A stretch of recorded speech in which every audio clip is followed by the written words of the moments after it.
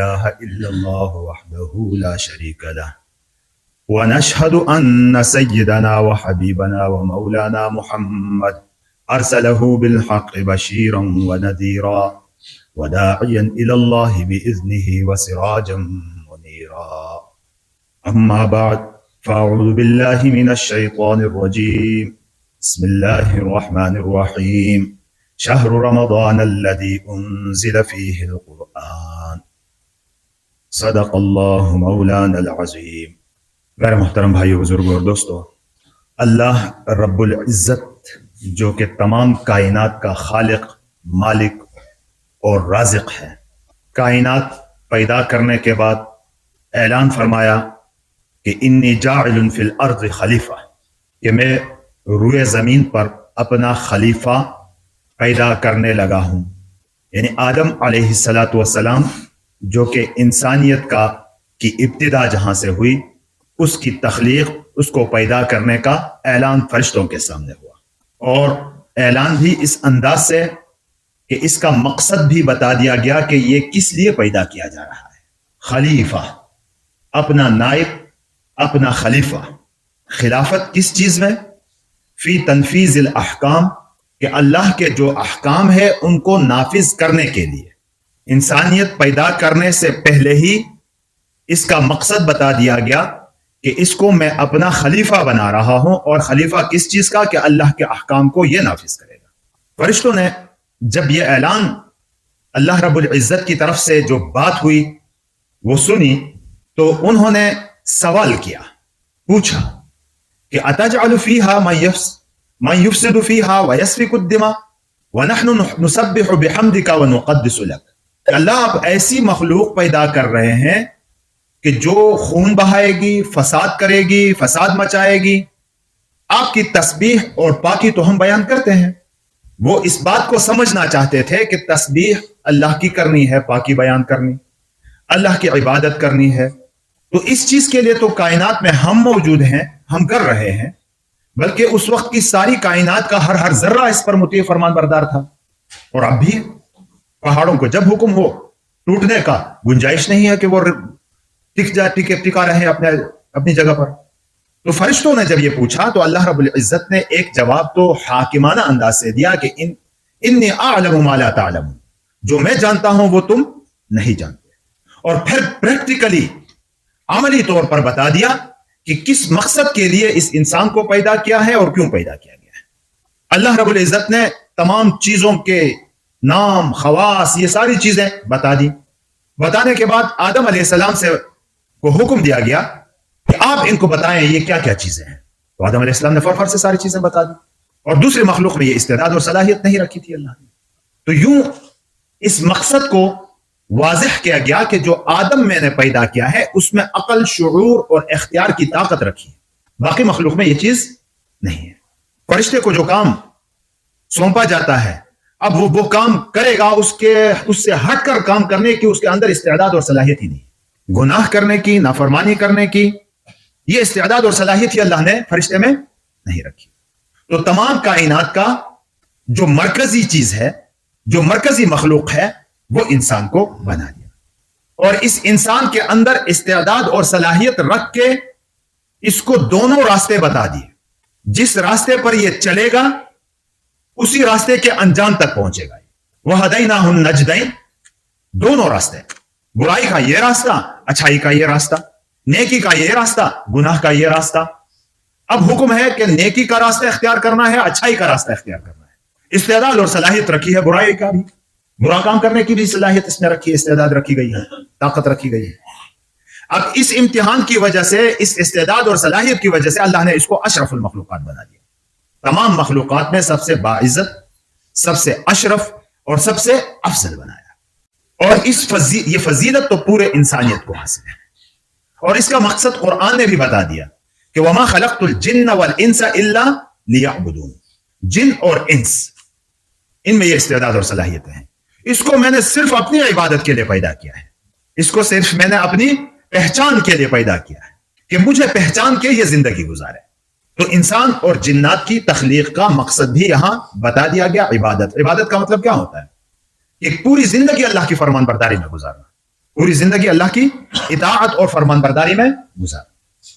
अब यहां इंसानियत में इसकी तारीख कुरान, अहादीस और इस्लामी तारीख में हम देखें तो एक कौम थी बनी इसराइल। उनको अल्लाह ने किताब भी दी, अंबिया भी आए उनमें, उस वक्त के कौमों पर उनको फजीलत भी दी।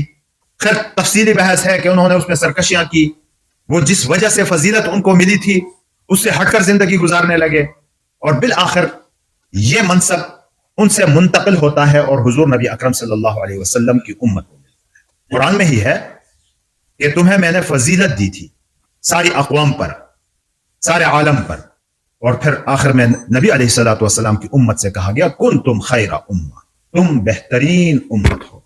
अफजल और शराफत, फजीलत इस उम्मत को मिल गई। यहां एक सवाल उठता है, जहन में यह बात आ जाती है कि अल्लाह ने पैदा किया है अपनी इबादत के लिए, अल्लाह ने इसको खलीफा बनाया है।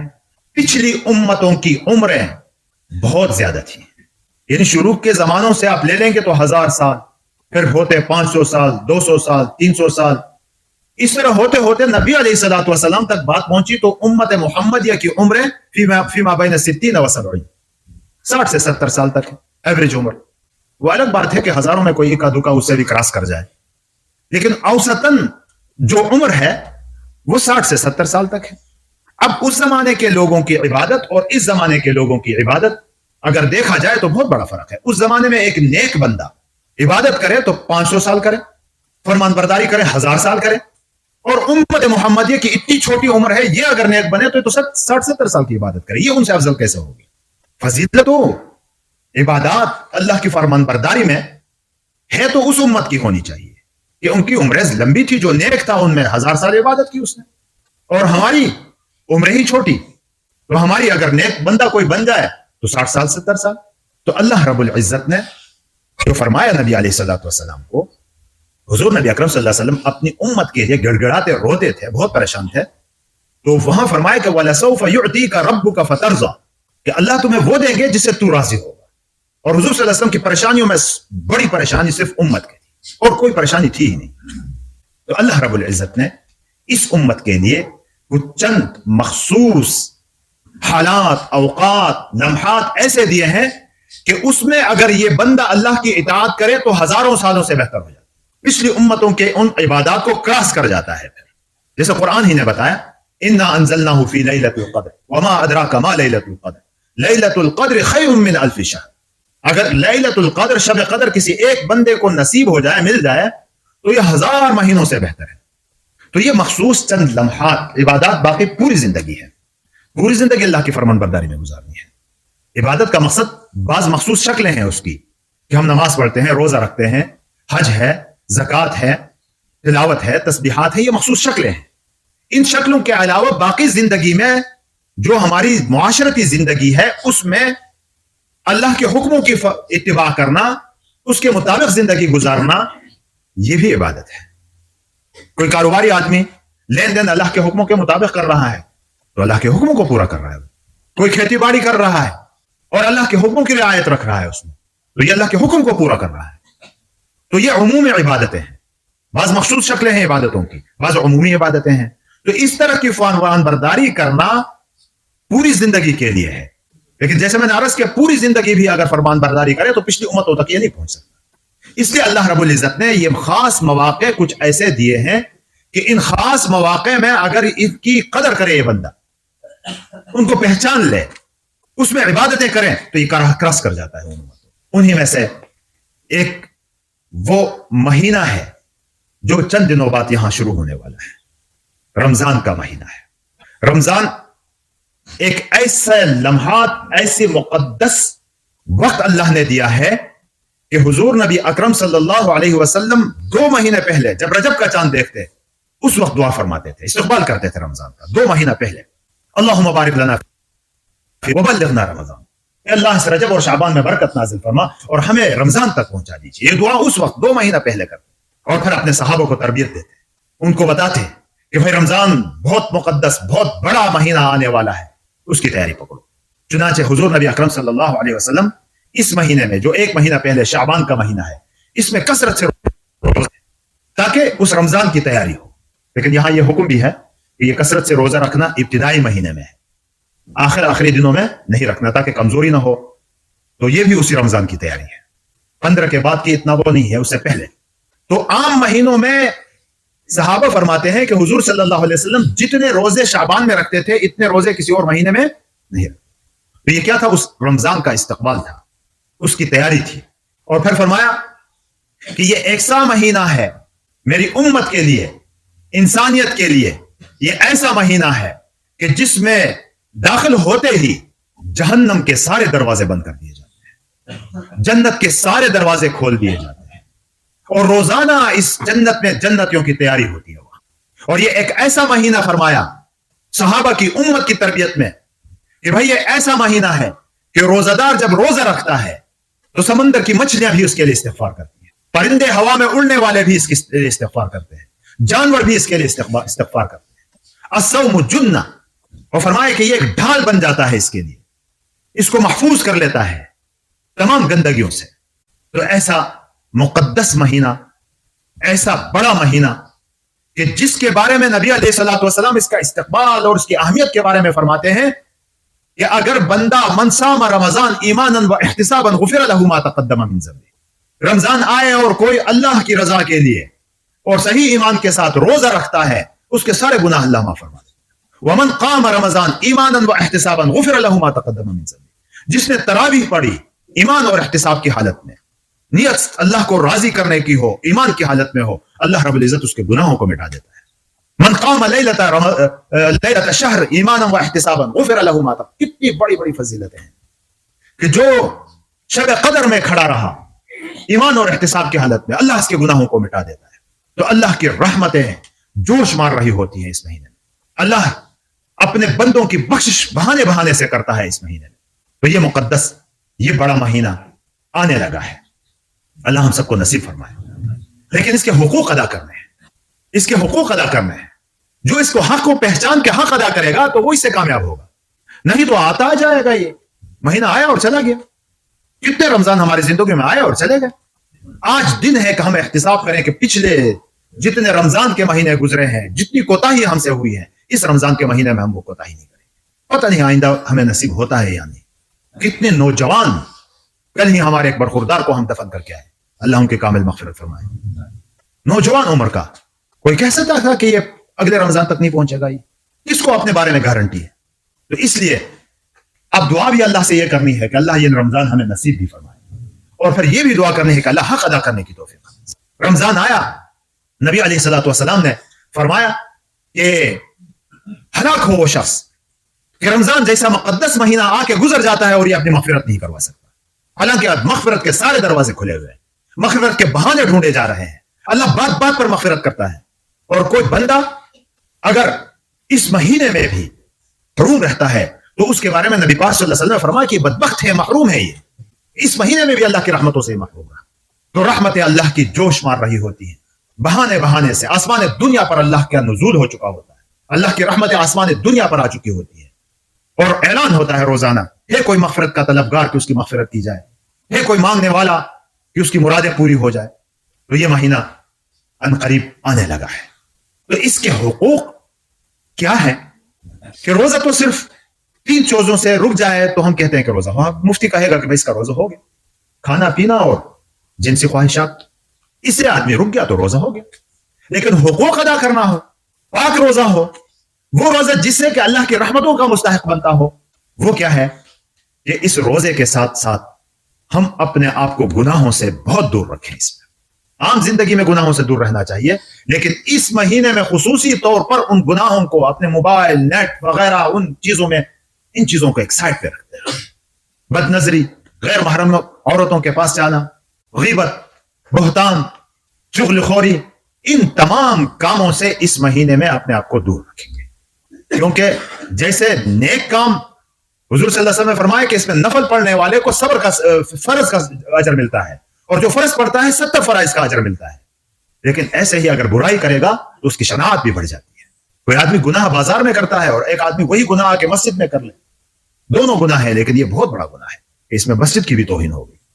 تو ایک آدمی گناہ عام حالات میں کرتا ہے، ایک رمضان میں کرتا ہے، تو یہ بہت بڑا ہے کہ ایک اللہ کا مہینہ ہے पाकीज़ा महीना है, इसमें आकर उस महीने की भी तौहीन है। एक तो अपने आप को गुनाहों से रोकना है, दूसरा यह है कि फर्ज नमाज बाजमात हो। उमूमन गफलत फजर की नमाज में और मगरिब की नमाज में गफलत होती है। फजर की नमाज में सहरी खा के सो जाते हैं। भाई आजकल अल्हम्दुलिल्लाह मस्जिदों में फजर की नमाजें जल्दी हुआ करती हैं रमजान के महीने में, तो 10-15 मिनट का वक्फा दिया जाता है, उसमें अपनी तिलावत करे आदमी, जिक्र अस्कार करे और जमात के साथ मस्जिद में नमाज पढ़े। मगरिब की नमाज अफ्तारी की वजह से हमसे कोताही होती है, तो घर अगर दूर है तो मस्जिद में अफ्तारी करके घर में जाकर बाकी कड़ी खा ले, कोई जरूरत नहीं है। ये कड़ी खाना कोई रमजान के हिस्सों में से नहीं है। बहुत दिल चाहता है तो यहाँ फर्ज नमाज पढ़े इमाम के पीछे और फिर घर में जाकर खाए जो कुछ खाना चाहता है अफ्तारी करके। और एक और चीज, तहज्जुद की नमाज, ये ऐसी नमाज है, इस पर पिछले जुमों में बयान हुआ है कि आदमी को अल्लाह के करीब करने वाली नमाज है तहज्जुद की नमाज। ये जो सहरी बंद हो जाती है ना, इससे पहले पहले जो नवाफिल 2, 4, 6, 8 जितने भी पढ़ सकता है आदमी पढ़ लेता है, तो ये आम दिनों में अल्लाह के नेक बंदे इसकी पाबंदी करते हैं तहज्जुद की नमाज की। रमजान में तो हर एक कर सकता है। भाई जहां सहरी के लिए हम उठते हैं वो 5-10 मिनट उससे पहले उठे, हम वुजू बनाए, वुजू बनाने के बाद तहज्जुद की नमाज पढ़े, 2 रकात की तौफीक हो 2 पढ़े, ज्यादा तौफीक अल्लाह दी 4, 6, 8, उम्मन हुजूर सल्लल्लाहु अलैहि वसल्लम की सुन्नत 8 रकात पढ़ने की है तो 8 पढ़ सकता है तो 8 पढ़ ले। ये वो नमाज है जो सिर्फ बंदे और अल्लाह के दरमियान राज़ो नियाज की नमाज है। और इसमें कुरान पाक में आता है कि इन्ना नाशिअतल लैली हिया अशद्दु वतअन व अक़वमु क़ीला, कि इंसान की नफ्सानी ख्वाहिशात को दबाने वाली नमाज है। ये नफ्सानी ख्वाहिशात ही इंसान को जहन्नम में ले जाने वाली चीज है। तो रमजान के महीने में कम से कम हर एक बंदा इसकी तैयारी कर लें और इसका अभी से इरादा करें कि तहज्जुद नहीं छोड़ेगी इंशाअल्लाह। तिलावत कलाम पाक, कुरान का और तिलावत का, कुरान का और रमजान का गहरा ताल्लुक है। शहर रमजान अल्लज़ी उन्ज़िल फ़ीहिल कुरान, अल्लाह फरमाते हैं कि रमजान वो महीना है इसका इंतखाब कुरान नाजिल करने के लिए अल्लाह ने किया है। हुजूर सल्लल्लाहु अलैहि वसल्लम जिब्राइल अमीन के साथ दौर करते थे, तो कम से कम जहां खत्म कुरान होता हो शुरू से लेकर आखिर तक उसको सुने। वहां गलती एक ये होती है कि बाज लोग बैठे हुए तो रुकू में जाते हुए फिर आ जाते हैं, वो सुन्नत पूरी नहीं होती उसकी। कुरान तो उसने बाहर सुना, नमाज में तो नहीं सुना।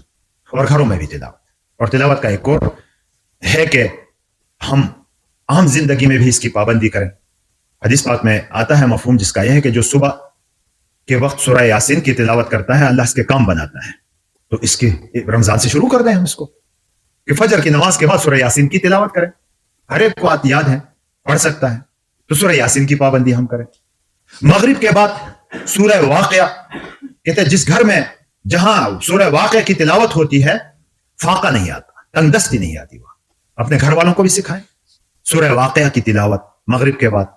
इशा की नमाज पढ़ी तो सूरह मुल्क तबारकल्लज़ी से कहते हैं, सूरह मुल्क की तिलावत करें कि ये मरने के बाद के अजाबों से बड़ी रुकावट बनती है, तो इस सूरत का एहतमाम करें। और एक और सूरत है सूरह कहफ, ये आज के दौर में तो बहुत ही ज्यादा लाज़मी है कि फितने हर तरफ से नौजवानों की तरफ, हमारे बच्चों की तरफ लपक के आ रहे हैं। तो फितनों से हिफाजत अगर करवानी है तो हुजूर सल्लल्लाहु अलैहि वसल्लम ने फरमाया कि जिसने जुमे के दिन सूरह कहफ की तिलावत की फितनों से वो महफूज रहेगा। तो सूरह कहफ की तिलावत आज जिसने की है तिलावत ठीक है, नहीं की है तो आज भी जाकर सूरह कहफ की तिलावत खुद भी करें, अपने बच्चों को भी इस पर पाबंद बनाएं। तो रमजान के महीने में इनकी हम पाबंदी करें खुसूसी तौर पर, और आम दिनों में उमूमी तौर पर इसकी पाबंदी करेंगे तो अल्लाह तबारक व तआला हमारे सारे जायज हाजतों को भी दुनिया की पूरी करता है। अल्लाह तबारक व तआला देखे सूरह मुल्क पढ़ने से आखिरत के अजाबों से भी बचाता है, और सूरह वाक़िया पढ़ने से अल्लाह दुनिया की तंगदस्तियां भी खत्म कर देता है, सूरह कहफ पढ़ने से अल्लाह फितनों से महफूज रखता है। तो सारी जरूरतें अल्लाह इनमें पूरी फरमा देते हैं। अल्लाह तबारक व तआला अमल करने की हम सबको तौफीक नसीब फरमाए।